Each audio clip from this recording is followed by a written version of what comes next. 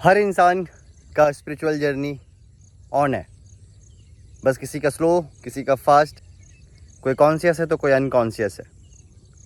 इसी तरह मेरी भी जर्नी ने कॉन्शियस और रफ्तार पकड़ी थी आज से 5 साल पहले, जब मेरे पास सिर्फ एक ही सपना था कि मुझे ओलंपिक खेलना है इंडिया के लिए।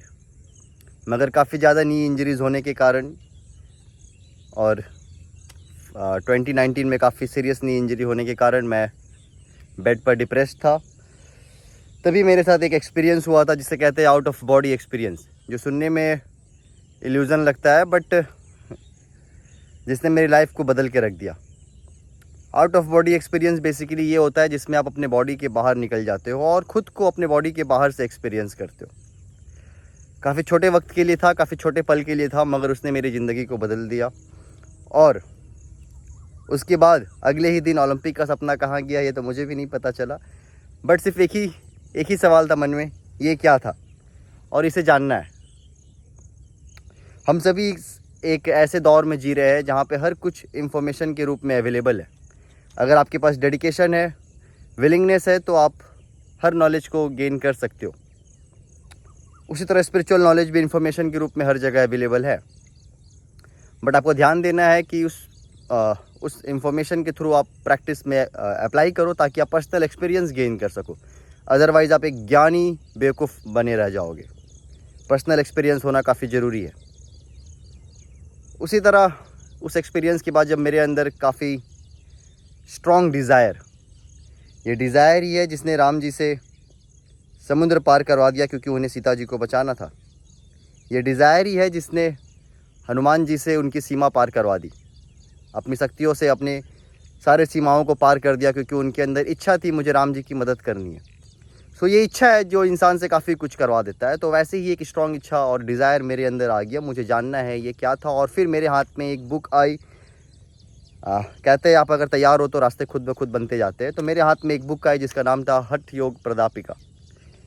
उस बुक को पढ़ना और उस बुक को मैं काफ़ी डेडिकेशन और डिसिप्लिन के साथ मैंने प्रैक्टिस करना शुरू कर दिया। उस वक्त 2020 लॉकडाउन का टाइम था और सर्जरी के बाद मैंने चलना फिरना हल्का फुल्का शुरू ही किया था। काफ़ी डिसिप्लिन प्रैक्टिस करने के बाद मैं एक ऐसे स्टेट में चला गया था जहाँ पर मैं रोता था हर रात को कि मुझसे ध्यान नहीं हो रहा है। और सच भी यही है, अगर टेक्निक ना जाए, चाहे कितनी भी अच्छी टेक्निक क्यों ना हो, अगर आपके अंदर भूख नहीं है तो वो टेक्निक काम नहीं करेगा।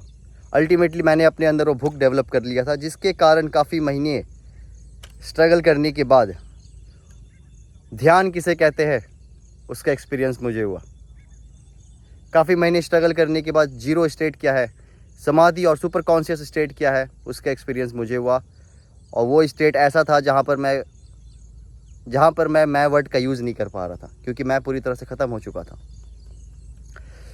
सो आई विश ये बातें सुनने में काफ़ी अच्छी लगती है और ये बातें की जाए तो काफ़ी बड़ी हो जाएगी, बट आई विश कि आप ये सब अपने पर्सनल एक्सपीरियंस में रियलाइज़ कर सको, खुद रियलाइज़ कर सको आप कौन हो, खुद को इस शरीर और इस मन और इस पर्सनैलिटी से बियॉन्ड जान सको। और ह्यूमन लाइफ का अल्टीमेट एम यही है, क्योंकि अंत में सब कुछ धरा रह जाएगा, but answer of self, who am I, आत्मज्ञान जिसे कहते हैं, वही है जो आपके साथ यहाँ से जाएगा। उसके लिए आपको एटलीस्ट आधे घंटे ज़रूर हर दिन मेहनत करना चाहिए और कोशिश करना चाहिए। तो इसी चैनल पे आने वाले वीडियोस में मैं एक सीरीज़ भी बनाऊंगा और आने वाले कुछ वीडियोस भी बनाऊंगा जिसके थ्रू आप अपने स्पिरिचुअल अवेयरनेस को बढ़ा सको, जिसके थ्रू आप अपने बॉडी पे अवेयर हो सको। सबसे पहला काम तो बॉडी पे अवेयर होना है, क्योंकि मैक्सिमम लोग अपने बॉडी पर भी अवेयर नहीं है। बॉडी से माइंड एंड माइंड से स्पिरिट, सेल्फ, अपने रियल नेचर तक पहुंच सको, अपने अवेयरनेस को ट्रांसफॉर्म कर सको। इसके लिए मैं अपने एक्सपीरियंस का यूज़ करके ईजी मेथड्स दूंगा आपको। बस आपको अपना भूख बना के रखना है, हंगरनेस डेवलप करने की ज़रूरत है और ज़रूरत है एक स्ट्रॉन्ग डिज़ायर डेवलप करने का कि मुझे जानना है मैं कौन हूँ। देन आई विश कि वो मेथड्स और वो तरीके आपके काम आए, जिससे आप ह्यूमन एक्सपीरियंस से स्पिरिचुअल एक्सपीरियंस की ओर बढ़ सकूँ।